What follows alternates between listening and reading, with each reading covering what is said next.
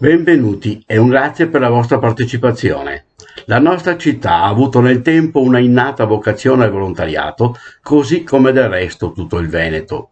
Questa predisposizione è andata accentuandosi negli ultimi decenni, anche grazie a livelli di vita più confortevoli.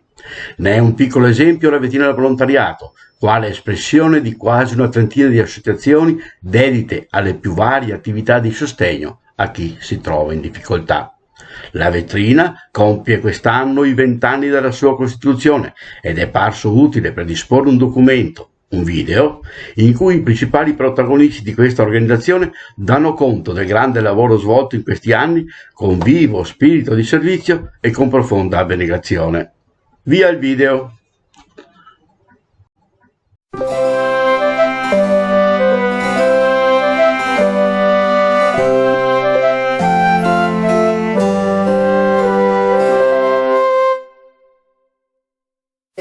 Sono molto onorata di questa richiesta e come è nata la vetrina del volontariato? La cosa è un po' complessa perché bisogna tornare indietro di parecchi anni quando funzionavano i quartieri. Io sono stata eletta nel consiglio di quartiere dopo aver fatto un bel po' di politica e come sempre si faceva allora, si partiva dalla gavetta e la gavetta era il quartiere e dal quartiere si cominciava a conoscere la realtà sociale. Naturalmente era una donna, che cosa si dà a una donna da fare? Le politiche sociali, tu ti devi interessare del sociale. Benissimo, vediamo cosa faccio, cosa non faccio. La prima cosa che faccio è sento le associazioni di volontariato che ci sono sul territorio che fanno politica sociale. E conosco una, due, fanno delle cose stupende, io stesso non le conosco, pur essendo una che fa parte del CIF, Centro Italiano Femminile, che quindi dovevo in qualche maniera conoscere, ma soprattutto scopro che non si conoscono fra di loro.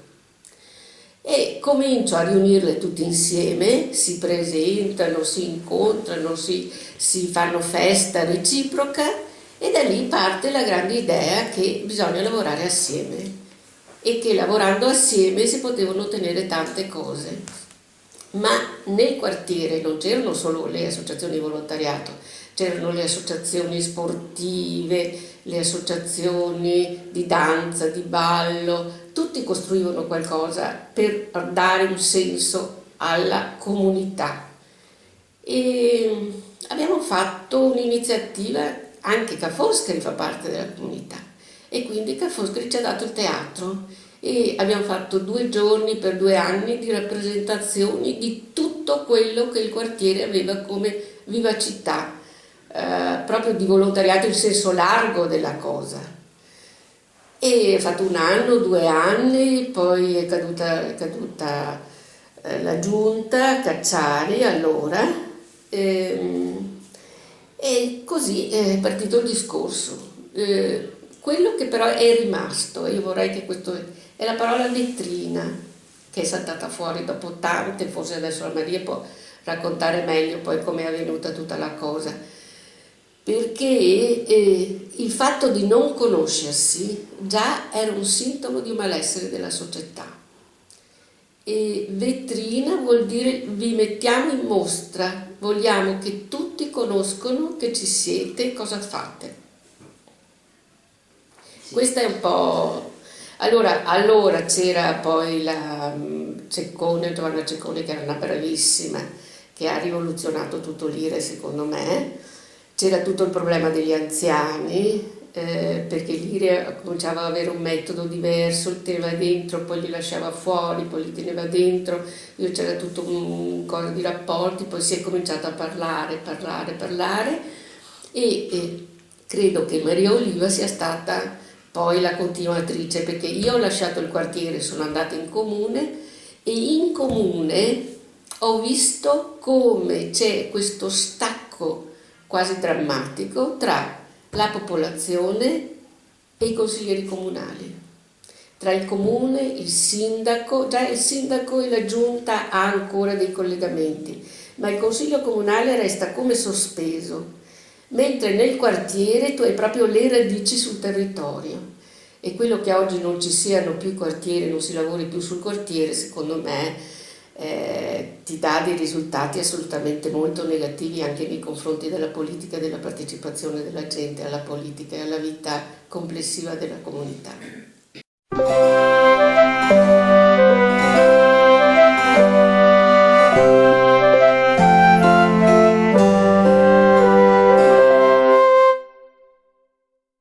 Cecconi, questa grande donna che tutti ricordiamo e che purtroppo se n'è andata troppo presto, ha avuto l'intuizione, proprio come presidente di Lire, di darci una sede, che era la cosa più importante, perché gli inizi erano questo gruppetto di donne coraggiose che si ritrovava ogni volta in un posto diverso, a questo Palazzo Donà con tutte queste scale, queste stanzette dove riuscivamo a trovare 4 sedie per sederci, e questo la Giovanna diceva che non sarebbe stato possibile fondare qualche cosa in questi stati.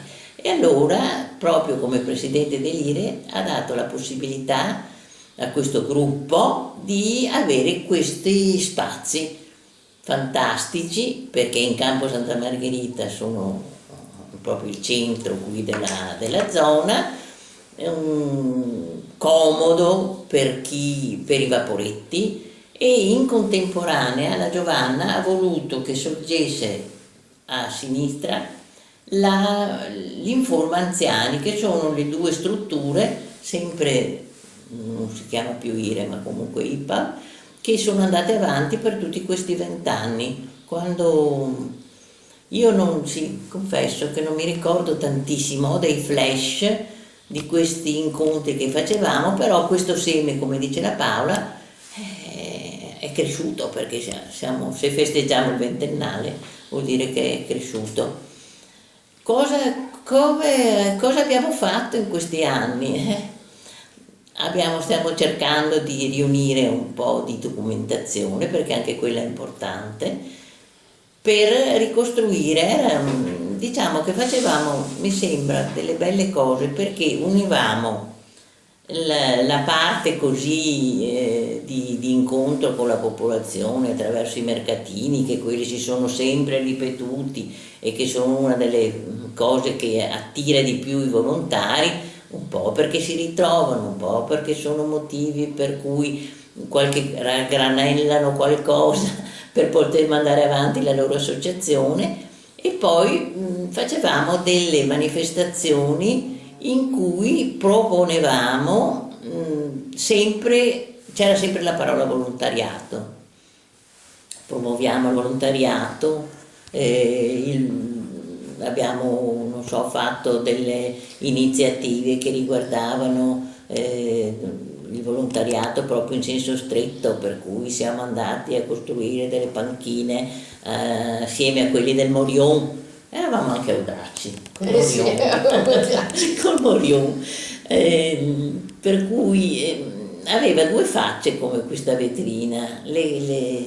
Eravamo divise in gruppi, chi si interessava degli anziani, chi degli immigrati, chi dei ragazzi, per cui avevamo dei bei filoni e le associazioni erano veramente vivaci. Non eravamo un numero grandissimo, perché poi la vetrina ha sempre scelto non di avere tanti associazioni, nel senso che per esempio adesso penso anche a Mestre, hanno un'infinità di associazioni, ma che sono di tutti i generi. Noi abbiamo un po' scelto le associazioni di tipo sociale, non ci sono associazioni sportive, per dire. Era stata una scelta quella, non so se sia stata la scelta giusta o no. Certo, il numero è ridotto rispetto per esempio appunto a Mestre, però questa è stata proprio una scelta, perché volevamo seguire determinati filoni. Però è stata una bellissima esperienza, è irripetibile secondo me, è venuta molto bene.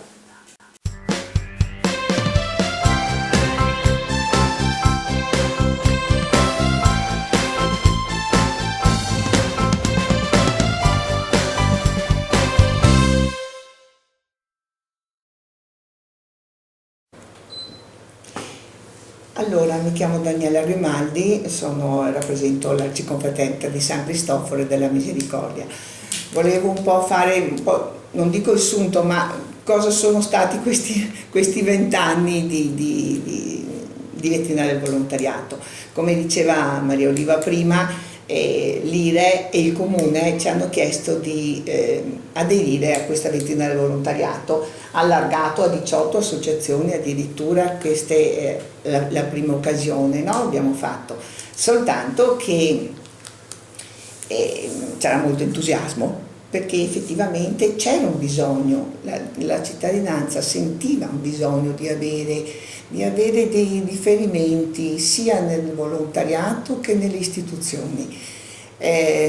Noi come Misericordia già ai primi degli anni del 90 avevamo istituito 2 sezioni di volontariato, sia per gli anziani e ammalati, filo d'argento, sia dopo l'arcobaleno per i minori. E c'era tanto bisogno, c'erano tante persone in difficoltà, per cui questa iniziativa meravigliosa, innovativa della vetrina del volontariato è stata vista con grande entusiasmo dalla nostra associazione e da tutte le altre associazioni che hanno aderito. E, oltretutto, come dicevamo prima, in Campo Santa Margherita, quindi direi che è proprio il massimo di quello che poteva essere come visibilità delle associazioni. Io ho sempre in mente la prima nostra locandina della vetrina del volontariato, che diceva alle associazioni di volontariato veneziane: insieme per informare sui servizi e sulla presenza delle associazioni di volontariato, promuovere e diffondere il volontariato e creare un ponte, agevolare l'incontro dei bisogni con la disponibilità delle persone, creare una rete. È una parola un po' troppo usata tante volte, però la rete, cioè l'insieme di tutte le possibili soluzioni, è importantissima, però è anche difficile da realizzare. Perché? Perché ogni associazione, ogni gruppo ha le proprie peculiarità, le proprie esigenze, anche tanti impegni, però noi diciamo che abbiamo tentato, ecco, questo qua, e quindi praticamente abbiamo organizzato la vetrina. I primi tempi è stata solo una, come si può dire, eravamo solo 18 associazioni, adesso siamo 28 associazioni, ci siamo dati un coordinamento, 5 persone che riescono un attimo, gestiscono quello che può essere gli orari della vetrina, gli impegni eccetera, e poi riferiscono ovviamente a tutte le associazioni, ecco.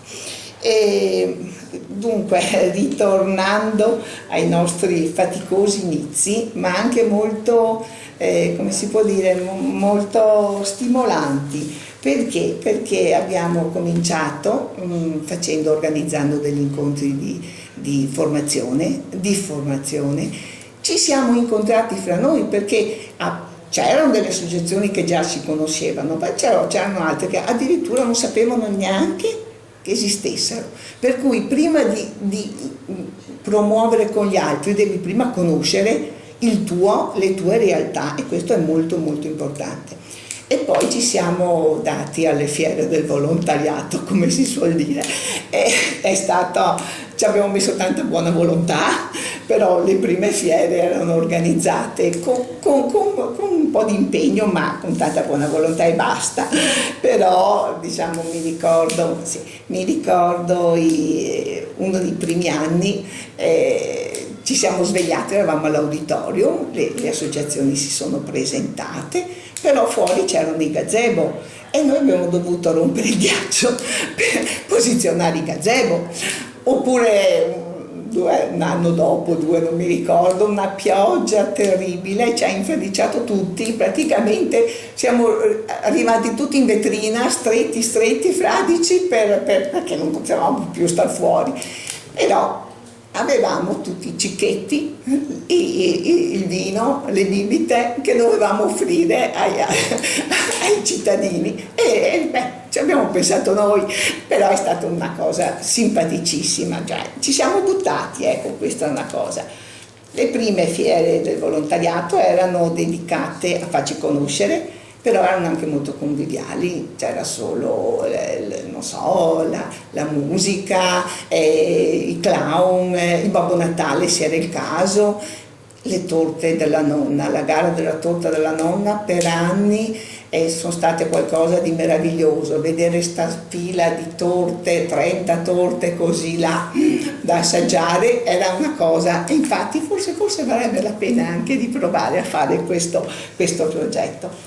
Nel 2006 abbiamo dato vita a un piccolo giornalino, si chiama Vetrina News, e che parlava delle iniziative della vetrina. Poi l'anno dopo l'abbiamo allargato anche a Città Solidale praticamente, quindi è diventato un trimestrale del Comune di Venezia, delle associazioni sia della vetrina che di Spazio Mestre Solidale, e quindi è stata una cosa molto positiva, insomma. Comunque come si può dire, lo scopo queste fiere del volontariato erano un po' il clou, il centro per riuscire a trovare nuove persone, che facevano volontariato ma che anche si sensibilizzavano sui bisogni degli altri, ecco. Quindi sempre patrocinate dal comune con assessorato politiche sociali e anche la municipalità, abbiamo cominciato a far conoscere la vetrina e le sue associazioni. È stata veramente importante e ogni anno che passava era sempre più coinvolgente. Perché? Perché noi volontari di tutte le associazioni abbiamo cominciato a lavorare insieme, a conoscerci, a stimarci e siamo diventati amici. Quindi il progetto, e ce ne sono tanti che vedrete dopo nelle fotografie fatti durante questi anni, non è più fatto da un'associazione o due, è fatta dalle tutte le associazioni. Quello che funziona è il gruppo che durante le riunioni mensili si ritrovava, discuteva anche animatamente, avevamo tante idee, anche troppe, tante volte non sapevamo cosa scegliere, però dopo decideva il progetto che più ci appassionava o che in quel momento era importante per delle sensibilità specifiche di un'associazione o dell'altra. C'è stato il terremoto, ci sono stati problemi con gli stranieri, eccetera. Insomma, in due parole abbiamo cercato di cogliere la problematica del momento, e questo l'abbiamo potuto fare perché eravamo insieme. Ecco, a queste riunioni partecipava, anzi collaborava alla grande, il rappresentante delle ex politiche sociali, in un primo tempo la Mercedes Vedovato, e poi è subentrato Loris Trevisiol, ma anche tutta l'equipe della Manuela Campalto di Città Solidale. Ecco, anzi, io spero Mercedes possa intervenire per un breve saluto per ricordarla con affetto. Vedrete poi alcune foto di varie iniziative, le più significative, ce ne sarebbero tantissime, ma il tempo passa. Le foto si riferiscono alle attività della vetrina in generale, no? Ma nel 2013 nasce ufficialmente l'innovativo e importante progetto Quarta Età, che vi sarà illustrato da Maria Oliva e da Gabriella Zingali, che ne sono le artefici. 28 associazioni per una realtà come la nostra qui di Venezia non sono poche, quindi vale la pena magari conoscerle.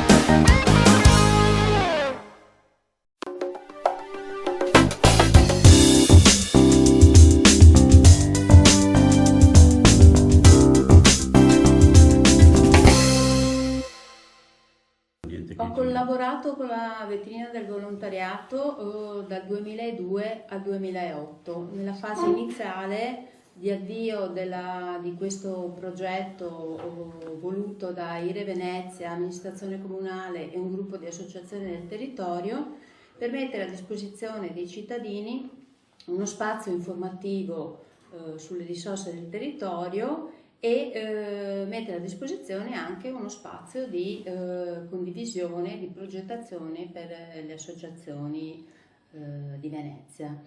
Il progetto inizialmente prevedeva questa collaborazione in cui IRE Venezia metteva a disposizione il luogo di Campo Santa Margherita, il Comune di Venezia delle risorse in termini di personale per alcune ore settimanali per accompagnare i volontari e insieme anche a un piccolo contributo per sostenere le spese delle utenze. Il primo periodo di lavoro con la vetrina e con i volontari ha visto la messa a punto soprattutto della struttura organizzativa a sostegno delle attività della vetrina. Quindi si è lavorato per mettere a punto e rendere efficiente lo sportello informativo dove appunto le persone potevano venire e ottenere delle informazioni su quanto potevano avere bisogno. Quindi si è appunto stabilita l'apertura giornaliera. Poi si è lavorato sulla condivisione delle informazioni e quindi per fare questo si è cercato di organizzare un'assemblea mensile a cui partecipavano tutte le associazioni e lì era il luogo di scambio e di diffusione delle progettualità, delle comunicazioni e anche un luogo di conoscenza.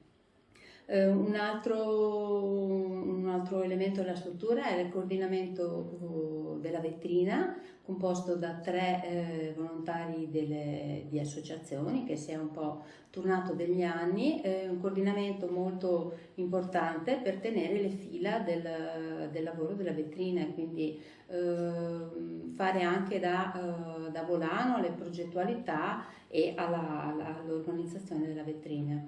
C'erano poi gruppi di lavoro tematici che discutevano anche di questioni e di elementi legati a progetti o legati a tematiche importanti in quel momento. Mi viene in mente quando è uscita la legge sull'amministratore di sostegno. C'erano poi i rapporti con l'esterno, quindi c'era anche da pianificare un po' dove la vetrina dovesse partecipare, quindi all'interno di commissioni, piuttosto di gruppi altri, piuttosto che di tavoli istituzionali. Il lavoro di messa a punto dell'organizzazione della vetrina ha permesso poi alle associazioni di conoscersi bene, di cominciare a progettare insieme e ha permesso anche alla vetrina di farsi conoscere sul territorio per quello che poteva offrire. I progetti sviluppati in quegli anni sono stati moltissimi, hanno permesso anche di costruire una bella rete di collaborazione, quindi con tanti soggetti del territorio, istituzionali e non, quindi mi viene in mente lo spazio Mestre Solidale, quindi la rete omologa di mestre, i gruppi anziani, il video concorso Pasinetti, piuttosto che le scuole, piuttosto che i CEOD, i negozianti, gli artigiani, gli artisti anche, ci sono state moltissime collaborazioni proficue. Nel corso degli anni la vetrina è stata un punto di intreccio e di accoglienza dei bisogni dei cittadini fragili, delle famiglie. Credo ci siano state molte risposte a queste famiglie del territorio da parte della vetrina. È stato anche un punto di raccolta dei bisogni del territorio, perché i volontari capillarmente sul territorio incrociavano anche delle necessità che magari ancora non erano così evidenti. Penso che la vetrina al suo avvio nel 2001 sia stata veramente una progettualità innovativa, in quanto sicuramente erano presenti, erano frequenti collaborazioni tra 1, 2, 3 soggetti sul territorio. Non erano così frequenti le reti associative e le reti di soggetti che lavorassero insieme per portare avanti dei progetti per la città. Quindi credo che insomma sia stata per anni e sia tuttora un prezioso punto di riferimento per le famiglie, per i cittadini e credo anche per le istituzioni. È stata credo un'intuizione molto, molto geniale da parte dei promotori di questa esperienza. Non mi resta che augurare una buona continuazione e buon lavoro alla vetrina e ai suoi volontari. Ed ecco, ora possiamo vedere una rapida carrellata di foto di questi 20 anni.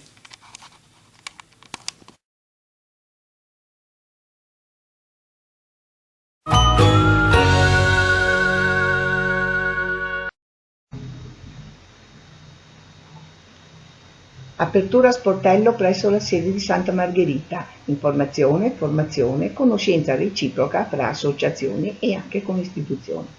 Prime fiere del volontariato in periodo natalizio, prima a Santa Margherita e poi a San Tomà, per far conoscere la vetrina e le sue associazioni, coinvolgendo la popolazione anche con mercatini solidali e momenti conviviali.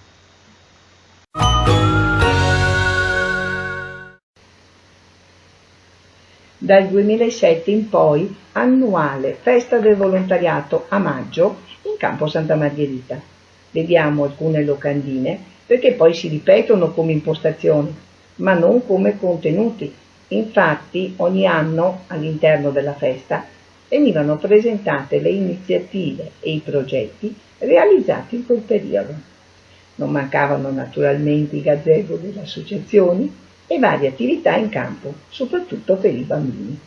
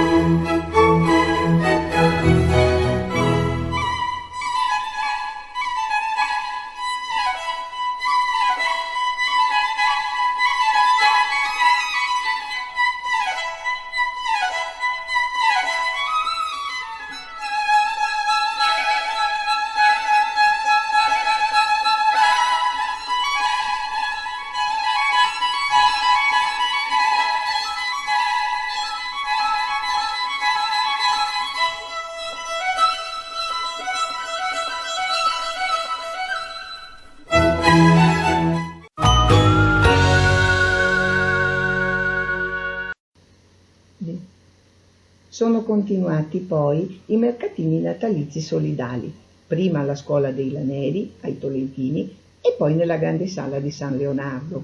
Mercatini per sovvenzionare le associazioni, sempre bisognose di contributi, ma anche per raccogliere un fondo di solidarietà per piccoli interventi, piccoli anche più grandi, mirati ad aiutare persone in difficoltà.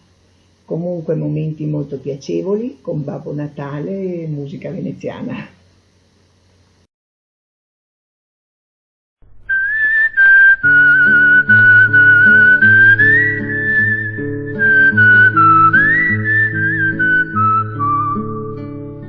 E a biondina in gondoletta e altra sera gomena dal piazza.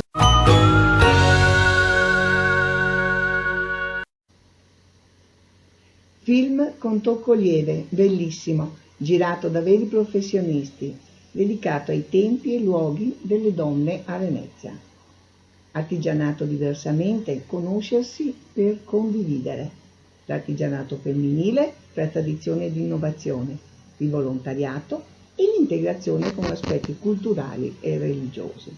Poi, in collaborazione con la scuola primaria Duca d'Aosta, conosciamo l'Intagiador e l'Indorador, progetto con introduzione di Espedita Grandesso, che ha molto coinvolto i bambini, soprattutto quando hanno ricoperto con la foglia d'oro e portato a casa una lettera con l'iniziale del loro nome.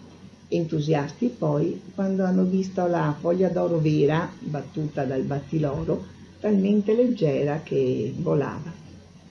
Altra iniziativa, una gara di pittura in occasione dei 150 anni dell'Unità d'Italia. Purtroppo il tempo non è stato clemente. Abbiamo poi devoluto all'Associazione Italiana Persone Down dell'Aquila un contributo per la ricostruzione della loro sede dopo il devastante terremoto. Il progetto Promuoviamo il volontariato comprendeva collaborazione con Città Solidale, Servizio Civile e Barbamoccolo per il San Martino, per la festa di San Martino agli Scalzi. Parole accoglienti in campo San Barnaba, le parole dell'accoglienza, le parole del cibo e della salute, con dimostrazione di primo soccorso. Arrivano le panchine presso Centro Sociale Morion. Presentazione finale, mostra fotografica. Vari incontri a casa Bocco Scrovegni sui servizi agli anziani e sulla mobilità a Venezia.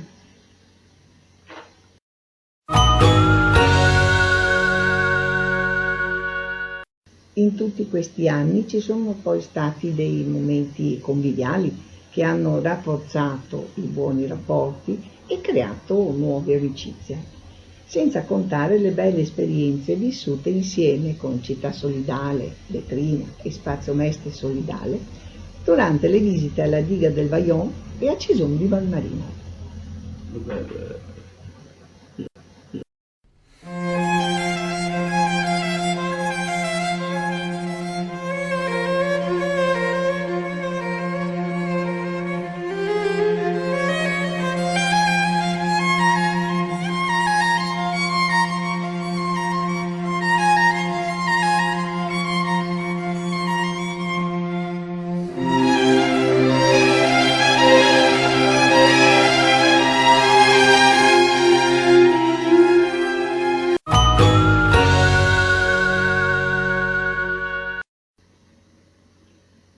Devastante l'acqua alta eccezionale di novembre 2019, dopo la quale è stato molto difficile e lungo risollevarci. Lo abbiamo potuto fare grazie all'impegno di tutti i volontari dell'IPAV, di Città Solidale e dell'Ondra Palace Hotel, che a seguito dell'intervento provvidenziale dell'assessore Venturini ci ha sostenuto per l'acquisto di alcuni materiali tecnologici che non era stato possibile recuperare. Poi è subentrata la pandemia, grazie a incontri in video chiamata promossi da Città Solidale è stato possibile, almeno in parte, mantenere i rapporti, confrontarci, avere anche nuovi stimoli e sostenerci reciprocamente. Anzi, a ottobre 2020 siamo riusciti a organizzare una piccola fiera del volontariato in campo Santa Maria Vita, con distanziamenti e mascherine, che però ci ha molto sollevato, coinvolto e caricato. Per Natale poi l'iniziativa Scatole di Natale è stata determinante per un nuovo ed importante stimolo per riprendere con entusiasmo. Vedere coinvolti tanti cittadini, anche molti bambini, è un gesto di generosità e solidarietà verso i più fragili, ci ha commosso e ringraziamo tutti i volontari e i Venice School che ci hanno permesso di portare queste scatole a case famiglia, parrocchie, case di riposo, carceri e mense. Infine iniziativa del Comune Croce Rossa presso la vetrina per aiuto a prenotazione vaccino per gli ultra ottantenni. I primi giorni, causa problemi del portale, non si è potuto molto aiutare, ma successivamente abbiamo recuperato.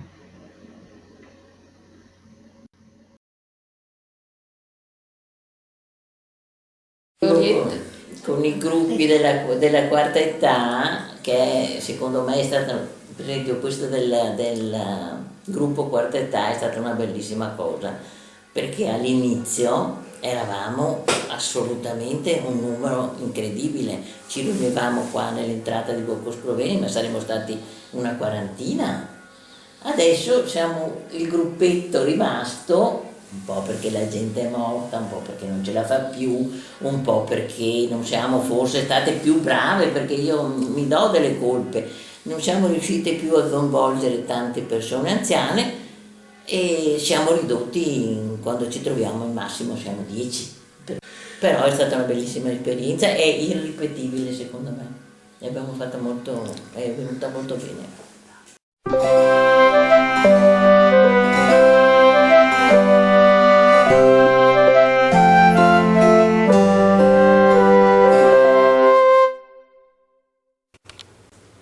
Ho conosciuto Anna Ponti nel 2013 andando a una riunione plenaria delle associazioni del volontariato e mi ha colpito l'insistenza ma il forte desiderio che aveva Anna di trovare un partner che potesse aiutarla a varare, a realizzare questo grande sogno che aveva di un progetto che aiutasse in qualche modo gli anziani a uscire dalla solitudine, dall'isolamento, a trovare dei motivi trasversali di convivialità, di scambio di memorie, di esperienze, di vita, ed è stato assolutamente convincente. Infatti ho cominciato a collaborare con lei, con Maria, ho conosciuto il gruppo che nel frattempo era già stato creato, si era già riunito e ho dato una mano, il mio contributo così per come dire, rimpolpare la programmazione, per aggiungere argomenti. Ho disturbato amici, conoscenti e ne è venuto fuori un format bello, ricco, che accontentava un po' tutti, e come sempre quando si è in dimensione trasversale c'è chi è più contento in un argomento culturale, chi invece lo è meno, e chi è più portato alla convivialità piuttosto che all'impegno sociale. Però nell'insieme, l'alternanza di tutti questi argomenti, penso che visto che siamo andati avanti 8 anni, ha potuto toccare gli interessi di tutti. Molti hanno dato il loro contributo nel portare conoscenti, persone che potessero trasferire a noi le loro esperienze di vita, e sono stati dal punto di vista umano dei momenti molto ricchi proprio di rapporti vissuti serenamente. Anche, posso dire, si è creata della vera amicizia. Nel corso degli anni il nucleo, poi se ne sono aggiunti, ne tolti, ma fondamentalmente si è creato un rapporto proprio di vera amicizia, e penso che sia stato questo il risultato più bello.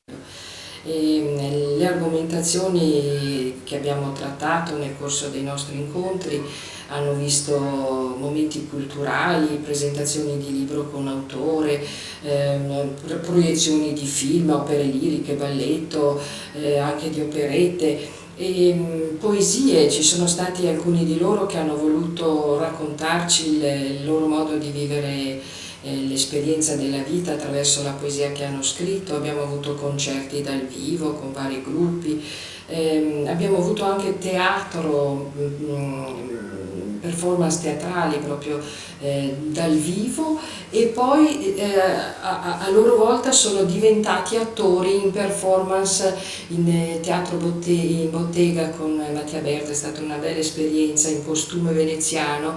È stata creata una giornata dedicata tutta a loro, che vestiti in costume performavano in varie location veneziane.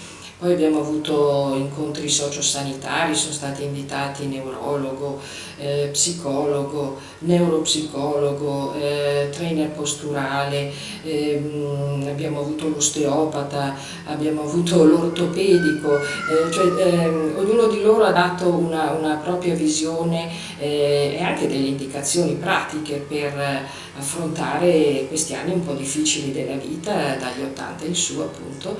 E il bello è che oggi siamo ancora in tanti e siamo io sono il coordinatore, dal 90 in su, ecco, è molto bello. L'esperienza di yoga è stata un filo conduttore che ci ha accompagnato per molti anni, e di una particolare disciplina di yoga, il Kriya Yoga, che aiuta a trovare la pace interiore, la conoscenza del proprio io attraverso il respiro, che è l'energia del nostro corpo, ed è stata un'esperienza che ha suscitato momenti di vera emozione. Poi ci sono state visite agli orti dei Carmini, delle Zitelle, agli orti delle Scalzi, giardini.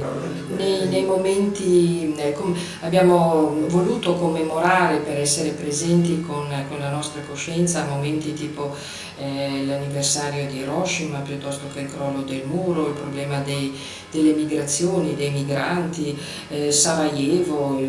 Abbiamo commemorato Giovanni Ponti, padre di Anna Ponti, e il cammino dei Balcani. Ecco, momenti di convivialità poi hanno finito per così essere il nostro momento di respiro, di piacere, ricette, cibi riciclati, anche ricette familiari, quindi abbiamo cucinato e mangiato in compagnia.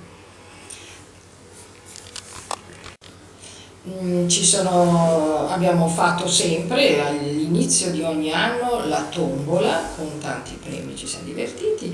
A Carnevale sempre frittole galani, balli in campo, i nostri gondolieri che suonano, e ci sono le foto che testimoniano dei momenti di vera felicità. Ecco.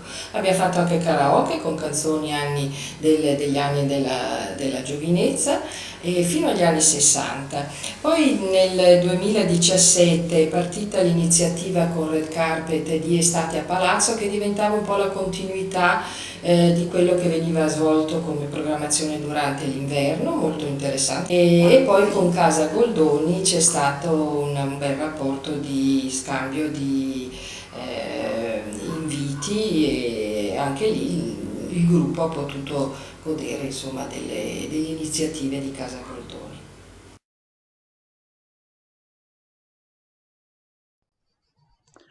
Prima di concludere con le ultime due interviste legate alle attività più recenti della vetrina, desideriamo riportare l'intervento di Mirka Rossetto, responsabile da 20 anni di Informanziani. Questo servizio IPAV, nato contemporaneamente alla vetrina, e infatti i due uffici sono adiacenti nel Palazzo Bocco-Scovegni, è diventato sempre più un punto di riferimento importante per aiuto agli anziani. Nel contempo, la vicinanza e la collaborazione fra Informanziani e vetrina ha permesso di promuovere sempre nuove iniziative a favore di tutta la città.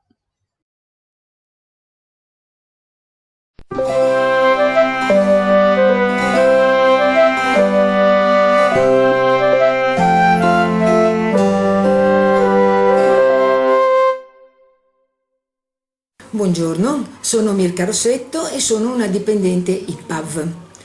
Il 21 maggio del 2001, su un'idea della allora nostra presidente, la professoressa Cecconi, è stata ideata un punto, diciamo, informativo dove le persone potessero in qualche modo trovare un percorso e una via per affrontare i problemi che spesso si affacciano quando c'è una progressiva perdita di autonomia. Chiaramente aver avuto l'intuizione di creare questo punto di ascolto e naturalmente individuare una persona che avesse anche un bagaglio di esperienza che poteva, proprio in base al proprio percorso formativo durante gli anni di orientamento per poter non soltanto conoscere quello che il territorio poteva offrire di servizi, ma anche capire anche un po' la psicologia e lo stato emotivo delle persone per poter individuare insieme un percorso. Ora nostra Presidente, la professoressa Cecconi, nel 2001, che ha avuto questa intuizione, mi ha detto: guarda, cerca di trovare un programma, un'idea da poter esporre al Consiglio di amministrazione. Ed io allora ho cercato di capire cosa poteva essere necessario per questo punto, diciamo, di ascolto, ma non soltanto di ascolto, anche, diciamo, di orientamento e soprattutto di condivisione, soprattutto dello stato emotivo che porta le famiglie ad affrontare questo momento, diciamo, di un po' di uscita dalla società, perché quando comincia a non essere più autonomo comincia a essere anche un po' fuori da quello che è, diciamo, la quotidianità. E quindi ho proposto una serie, diciamo, di informazioni che potevano cominciare, diciamo, a creare un'occasione per proporre un punto, diciamo, di condivisione e di ascolto. Allora, l'Informanziani è un servizio che si rivolge a chiunque si trova in difficoltà nell'affrontare appunto questa progressiva perdita di autonomia. Chiaramente prevenire è meglio di curare, quindi cercare di orientare le persone anziane a invecchiare nel modo corretto, quindi soprattutto quando una persona si ritrova improvvisamente ad essere vedova, cambiano un po' tutti i punti di riferimento e quindi la necessità magari di trovare momenti di aggregazione o informare su attività che il territorio può offrire. Questa poteva essere una prima tappa, quindi non lasciare la persona sola, cercare di trovare dei punti di aggregazione per vivere meno, diciamo, in solitudine, quella che è spesso la vecchiaia. Anche se ci sono i figli sono occupati al lavoro, spesso i nonni sono interessati, diciamo, ad accudire i nipoti, ma sono comunque non i nostri grandi vecchi, quindi quelli, diciamo, restano un po' emarginati. E quindi noi abbiamo cercato di trovare questo punto, va bene, per cercare non soltanto di vivere insieme alle famiglie lo stato emotivo, perché lo stato emotivo è uno stato importante, ti fa perdere la lucidità e non sai poi quale decisione prendere. La nostra esperienza, quindi data su casi che abbiamo già affrontato, è un punto importante, perché non solo capiamo cosa sta passando la persona, ma riusciamo a proporre una serie di itinerari da poter in qualche modo intraprendere.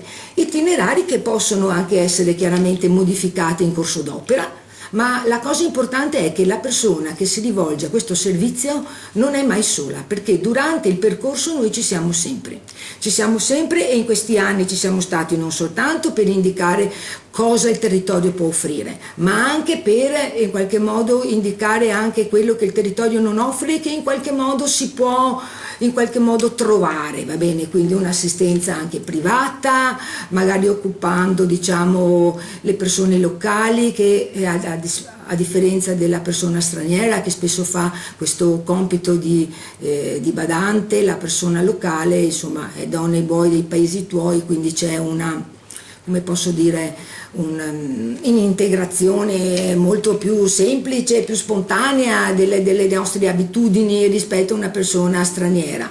E in questi anni non soltanto noi abbiamo indicato cosa il territorio offre, ma abbiamo cercato di essere veramente operative. Una cosa per esempio importantissima che secondo me facciamo è quella di aiutare le persone a riportarsi a casa l'anziano che viene dimesso dall'ospedale e che non è ancora in condizioni di essere indipendente. Spesso gli ausili che vengono dati a sostegno non hanno i tempi adeguati, cioè la persona esce dall'ospedale e non ha gli ausili necessari per poter essere in qualche modo accudito a casa. Bene, noi nel tempo siamo riusciti ad avere una serie di ausili che ci hanno regalato, prestato, ma prevalentemente regalato, e noi possiamo prestarli in attesa che vengano poi consegnati gli ausili che spettano al malato.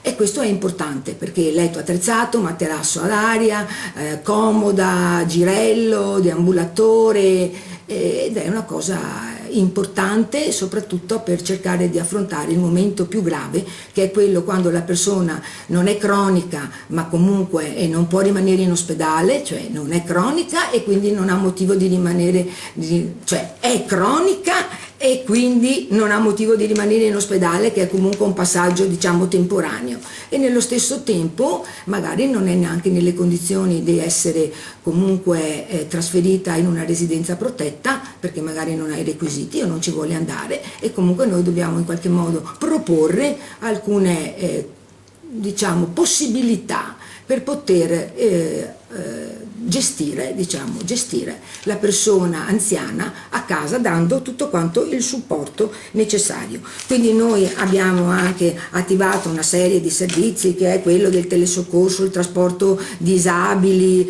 e anche l'orientamento a come mettere in regola un assistente familiare, quindi capire quali ci sono i costi, capire dove si può recuperare un contributo economico, la domanda di invalidità civile finalizzata a ottenere l'indennità di accompagnamento, questo naturalmente nei casi più gravi. E tornando indietro invece per le persone che sono ancora in buono stato e sono ancora abbastanza attive ma che sono sole, quello che possono essere le attività ricreative, i soggiorni estivi, i soggiorni montani, quindi tutte queste occasioni diciamo che sono necessarie per cercare di invecchiare nel miglior modo possibile, sostenere le famiglie che devono in qualche modo accompagnare una cara persona, che può essere una madre o un padre, a un processo di lento invecchiamento e di progressiva perdita di autonomia.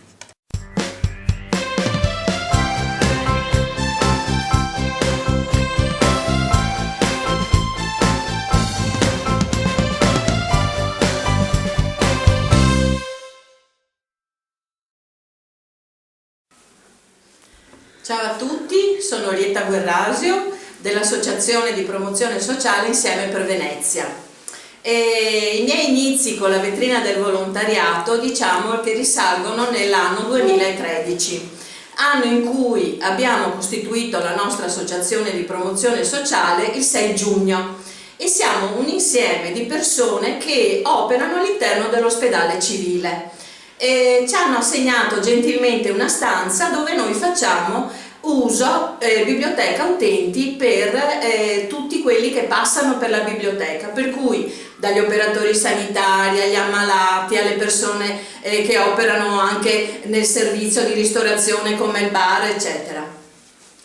Quando abbiamo iniziato eravamo più o meno una ventina di persone. Tra queste persone c'era anche il professor Frezza e il dottor Funari. Queste persone che conoscevano la vetrina del volontariato mi hanno detto, questo era i primi di giugno quando ci siamo costituiti, perché non vai a Santa Margherita, che lì ci sono altre associazioni e c'è un luogo dove racchiude tutte queste associazioni per fare volontariato sul territorio. Io provengo da un'associazione che è quella dei donatori di sangue, che ho fatto più o meno per 18 anni. E lì ho conosciuto tante persone volonterose e così ci siamo uniti in questa associazione di promozione sociale per cercare di promuovere la cultura del dono, il dono che può essere anche il nostro tempo, che tutti giudicano prezioso, e per cui abbiamo detto perché non ci uniamo insieme e facciamo volontariato, sì all'interno dell'ospedale civile, però poi anche non so, abbiamo fatto nelle case di riposo, però ci serviva un luogo dove farci conoscere, perché ovviamente l'ospedale è abbastanza ristretto. Così un giorno sono stata accompagnata in questo luogo, in questo sportello che è la vetrina del volontariato, e una persona quella volta mi accompagnò ed era i primi di luglio, per cui un mese dopo che ci eravamo costituiti, e mi disse: guarda, lì c'è una persona che io conosco da tanti anni, che è una donna che fa volontariato, però lo fanno in modo molto attivo, molto vivo sul territorio di Venezia. E ho detto, chissà che riusciamo a trovarla. Ed erano i primi di luglio del 2013 e io pensai, ma in luglio chi vuoi che ci sia? Arriviamo qui e troviamo questa persona speciale, che era l'Anna Ponti. Così io chiesi in quel giorno cosa si faceva in questo sportello, come funzionava. Lei mi spiegò e diciamo che fu proprio un colpo di fulmine. Dissi, guarda che bella questa associazione, che poi non era un'associazione, era un insieme di associazioni. Lei mi spiegò, e io faccio, come faccio a farne parte? Come facciamo noi di questa associazione appena nata da un mese di farne parte? Allora lei mi spiegò, mi disse, guarda che c'è un coordinamento, devi parlare con la Maria Oliva e con la Daniela Grimaldi. Allora mi diede i numeri di telefono, mi spiegò molto bene, trovai l'Anna Ponti, una donna molto preparata, molto anche empatica. Disse, io vengo qui perché in fin dei conti c'è sempre qualcuno che viene in questo sportello a chiedere informazioni o anche solo per parlare, perché poi si vedrà in seguito che lo sportello aperto tutte le mattine generalmente passano persone che hanno bisogno proprio di parlare. Così chiamai la Daniela Grimaldi e iniziò il nostro rapporto, che lei mi disse, devi fare la domanda. La Daniela è una donna, io dico, è una passionaria, è la passionaria di questa vetrina del volontariato, perché lei ti dava le direttive, ti diceva quello che dovevi fare, fammi una lettera, fammi una richiesta. All'epoca le riunioni della vetrina venivano fatte alla Scoletta dei Calegheri e dice, lì ti presenterai, era luglio, ti presenterai ad ottobre e dopo fa le associazioni, quelle che fanno già parte da anni della vetrina, perché qui stiamo festeggiando il ventennale. Io arrivo nel 2013 con la nostra associazione e c'erano tutti gli anni prima di storia di tutte le altre associazioni. E poi conobbi la Maria Oliva. La Maria Oliva io dico che è una eroina romantica, perché lei è molto grintosa, sanguigna anche lei, passionaria anche lei. E quello che mi è piaciuto molto, io che provenivo da un'associazione prettamente maschile, perché i donatori di sangue in quell'epoca, in quegli anni, era un'associazione prettamente maschile, mi ritrovai qui con un'associazione, tutte associazioni, quasi tutte donne, quasi tutte. E incominciai pian piano a conoscere le varie realtà, perché pur avendo fatto tanti anni all'ospedale civile, quasi 18 anni come volontariato, però non conoscevo niente di questa realtà, non conoscevo nulla di Santa Margherita, di questa casa Bocco Scrovegni, non sapevo nulla delle realtà, perciò questo mi ha aperto un mondo. E questo mondo, un po' alla volta, ho capito molto di tante associazioni che ci sono, perché ci sono associazioni molto importanti all'interno di questo gruppo che fa parte della vetrina del volontariato e che in questi anni ho apprezzato e capito quanto lavorano, quanto impegno c'è. Ed è questa la cosa bella, perché tutte queste persone, tutte queste donne, uomini, perché poi man mano ho conosciuto il signor Paolo Simeonato, ho conosciuto Germano Mariti e sono quelli che da tanti anni lavorano all'interno della vetrina. E poi un'altra cosa, mi è piaciuto molto anche l'impegno che hanno costante. Queste donne, questi uomini non hanno quasi mai mollato, se hanno durato 20 anni, è difficile di questi tempi fare volontariato. Apprezzo Maria Oliva quando ha iniziato assieme ad Anna Ponti, hanno iniziato con Paolo Simeonato gli incontri del giovedì pomeriggio della quarta età, che poi magari vi spiegherà meglio Maria Oliva. E anche lì raccogliere tante persone era proprio un impegno che voleva fortemente Anna Ponti. Lei mi continuava a dire, i vecchi, cosa si fa per questi vecchi? Continuava a dire. E abbiamo cercato anche nel nostro piccolo, noi come associazione, a Carnevale, di animare magari il giovedì grasso, Allora cercavamo di fare una volta all'anno anche noi un po' di animazione in campo, ed era bellissimo vedere queste signore e signori che si mettevano a ballare, a cantare. Noi facevamo i giri di carnevale, eccetera, abbiamo portato i gondolieri a cantare, diciamo una Venezia bella, viva, sana, che abbiamo provato io dal 2013 ad oggi a farne parte.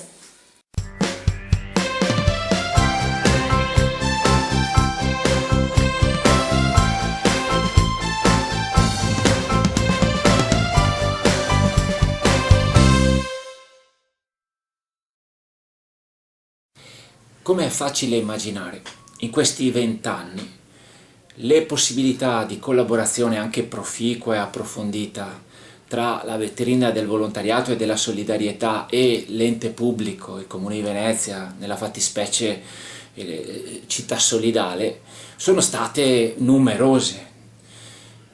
Alcune però spiccano in modo particolare. Tra queste io ci metterei proprio il progetto Noi Ci Siamo. È un progetto che nasce 4-5 anni fa, nasce in relazione alla particolarità della città di Venezia, riferita alla possibilità di utilizzare alcuni ausili molto semplici come gli ascensori, che ovviamente mancano, e perciò in relazione a quella parte di popolazione abbastanza numerosa che è la componente anziana. Nasce così perché adesso si è evoluto, adesso è anche coordinato da un servizio diverso da quello che aveva iniziato il coordinamento, che è l'agenzia di coesione sociale, ma al tempo partiva con questi presupposti e di fatto voleva essere la messa a sistema di quei soggetti che già si occupavano prima della fascia anziana. Se ne occupavano con competenza, con capacità, con coerenza nel tempo. Si trattava di trovare la modalità per metterli a punto, farli sentire insieme per la città.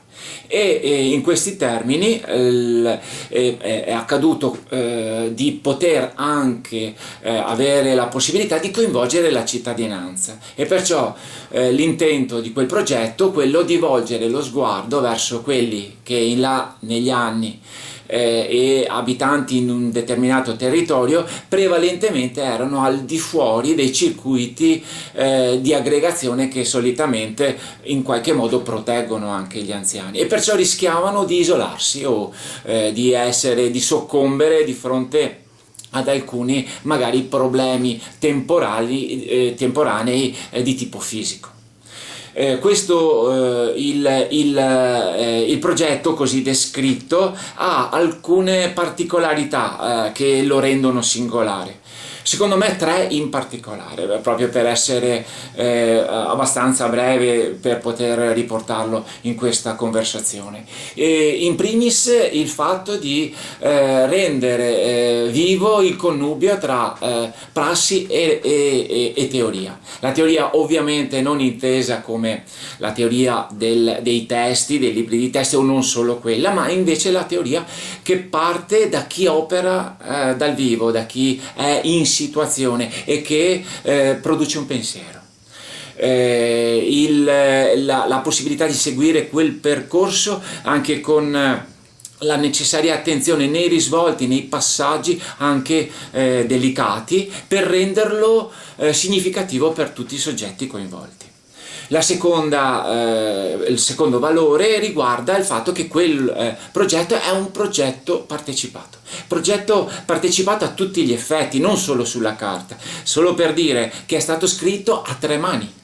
Il primo soggetto, il gruppo Quarta Età, una componente, una parte anche numerosa del gruppo della Quarta Età, che ha concepito quel progetto, lo ha lanciato, lo ha rilevato con la risonanza che meritava, perché il progetto Quarta Età ha sempre avuto come valore di fondo il fatto di sentirsi un gruppo composto da persone anziane, ma non che tendevano a far gruppo per sé, ma che si sentivano attive, pur essendo rivolte verso i 90 anni, e utili alla cittadinanza, alla città, alla propria città, per cui nel creare spazi importanti per la propria città.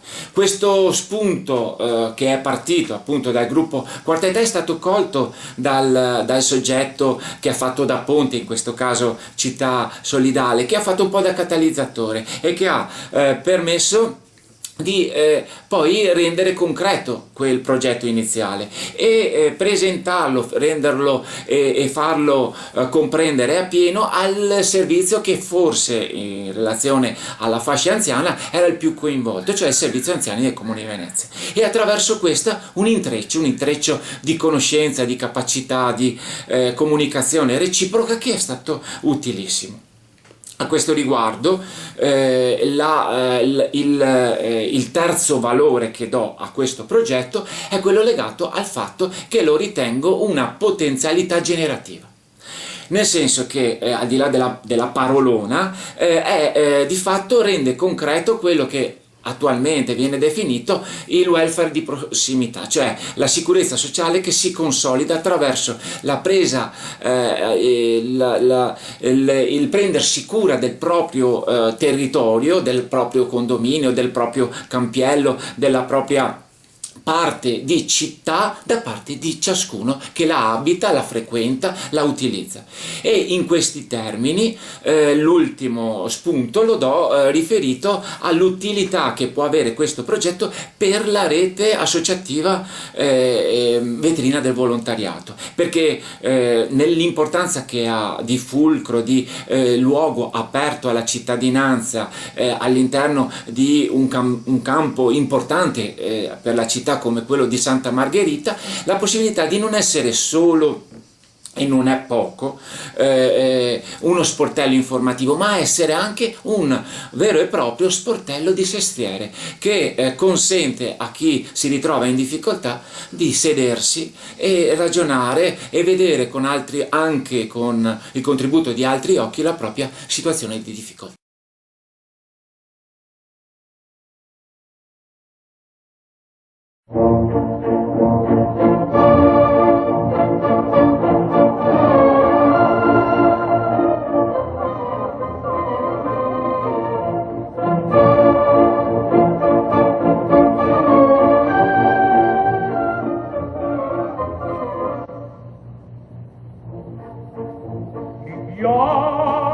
Viviamo negli lieti calici che la bellezza infiora, e là fuggevo l'ombra cinebria voluta, liviane i dolci fremiti suscito all'amore, poiché quell'occhio al cuore ogni possendeva. Liviamo, amore, amore, tra i calici più caldi ma chi avrà? Il video è finito, arrivederci al prossimo ventennio.